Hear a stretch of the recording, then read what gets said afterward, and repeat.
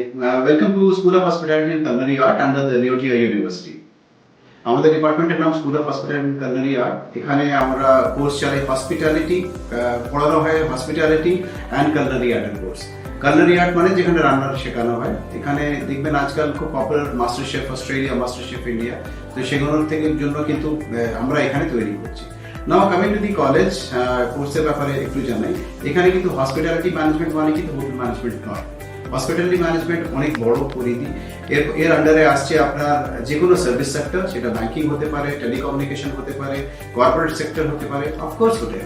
আর হোটেলের মধ্যেও বিভিন্ন ডিপার্টমেন্ট আছে, যেটা ফ্রন্ট অফিস বলে, হাউসকিপিং বলে, কিচেন বলে। তো এর মধ্যে অনেক রকম চাকরির জায়গা আছে।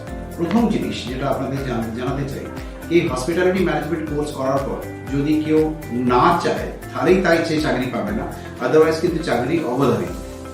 Almost 100% placement. আর এখানে 100% প্লেসমেন্ট বলতে খালি আমরা দেবো তা নয়, ছাত্রছাত্রীরা অটোমেটিকই পেয়ে যাচ্ছে, বিকজ চাকরির চাহিদা প্রচুর, অপরচুনিটিস প্রচুর আছে। এই কোর্স করার পর যেখানে যেখানে বাচ্চারা চাকরি পেতে পারে, কিছু সেক্টর তো আপনাদের জানান, তাছাড়াও কিন্তু ক্রুজ লাইন আছে, জলের জাহাজ, প্লাস এয়ারলাইন্স আছে। এয়ারলাইন্স মানে খালি কিন্তু ফ্লাইট পার্সন বা এয়ার হোস্টেস নয়, অনেক কটা গ্রাউন্ড স্টাফের চাকরিও পাওয়া যায়। অফকোর্স ট্রাভেল অ্যান্ড ট্যুরিজম আছে, অ্যান্ড রেলের আইআরসিটিসি বলে যে কেটারিং, সেখানেও কিন্তু আমাদের বাচ্চারা চাকরি করছে। আর এখানে পড়ানোর মধ্যে বিভিন্ন রকমের সাবজেক্ট হয়, হোটেল ম্যানেজমেন্ট রিলেটেড সাবজেক্ট তো আছেই, তাছাড়া অনেক কটা ম্যানেজমেন্ট সাবজেক্ট আছে, অ্যাকাউন্টেন্সি আছে, ইঞ্জিনিয়ারিং সাবজেক্ট আছে। সো একটা অলরাউন্ডার তৈরি করা আছে। আর একটা মাথায় রাখতে হবে কি এখানে 70% প্র্যাকটিক্যাল, 30% থিওরি। ওই জন্য এখানে 50% পাওয়া ছাত্রও যে প্রেফারেন্স পাবে, যে 90% পেয়েছে তারও কোনো অসুবিধা হবে না। মানে weather a student has got 90% in the class 12 কি 50%, এখানে কোনো অসুবিধা নেই, কারণ ইটস অল হ্যান্ডস অন, সবকিছু হাতে করে শিখবে।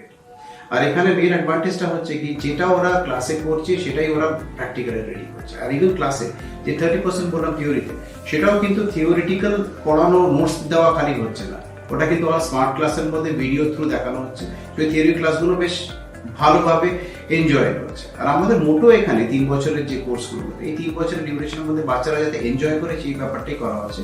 আর এই এনজয় বলে কিন্তু আমরা বলতে চাইছি কি পড়াশোনাটা ঠিক পড়াশোনার মতন করে মনে হচ্ছে না, ওরা অ্যাক্টিভিটিস এর মধ্যে দিয়ে এই ব্যাপারটা ফিনিশ করছে।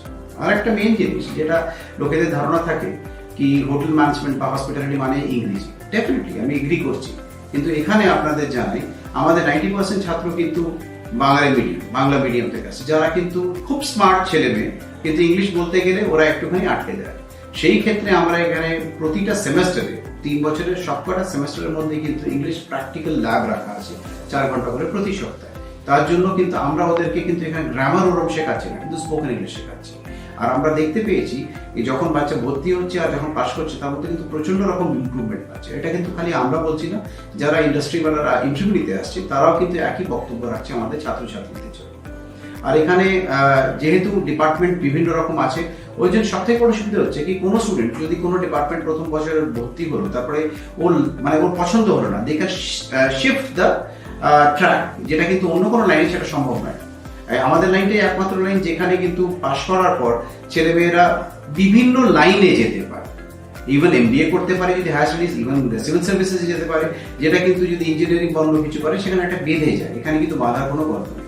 আর এই কোর্স করার পর দেশ বিদেশ সব জায়গায় চাকরির স্কোপ প্রচুর, আর বিশেষ করে বিদেশে যদি কেউ রান্নার লাইন নেয়, বিদেশে প্রচুর জব অপরচুনিটি। Thank you.